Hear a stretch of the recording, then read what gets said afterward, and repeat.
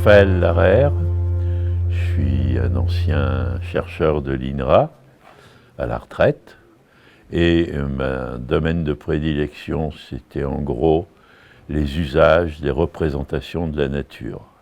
C'est la nature que l'on laisse tranquille, à qui on fiche la paix. Hein. C'est une nature qui existe, qui se développe spontanément avec la déprise agricole, avec la fuite des industries. Voilà, et donc elle se développe, et pourquoi ne pas la laisser se développer? Ce qui était mon domaine de recherche, on ne parlait pas de libre évolution encore. Donc la libre évolution ne s'impose que depuis quelque temps. Et s'il est vrai que j'ai participé à un numéro spécial de la revue forestière française sur les forêts en libre évolution, j'ai vraiment eu l'impression que c'était un peu nouveau pour les forestiers. Or, j'ai quand même beaucoup travaillé, quand je disais usage et représentation de la nature, j'ai beaucoup travaillé sur les usages et représentations de la forêt et tous les conflits d'usage et d'image de la forêt. Hein. Et donc, je connais bien la foresterie et je me rends compte que la libre évolution, pour eux, c'est un peu trop nouveau, même encore.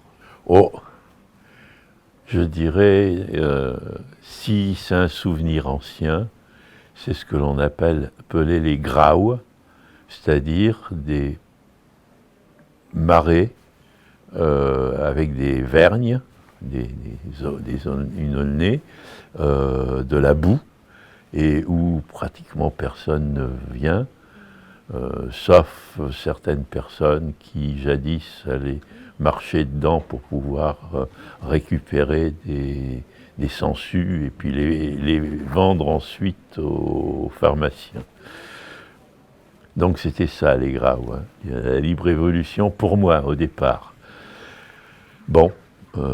Plus récemment, je dirais si je n'ai pas de souvenir, sinon éventuellement de certaines vacances, ça peut être le petit bois derrière chez soi.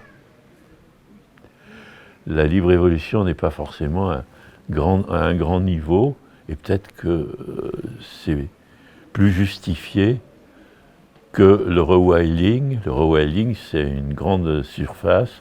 La libre évolution, c'est là où le réensauvagement serait très difficile à concevoir. C'est une façon de reconstituer un fonctionnement complet d'un écosystème.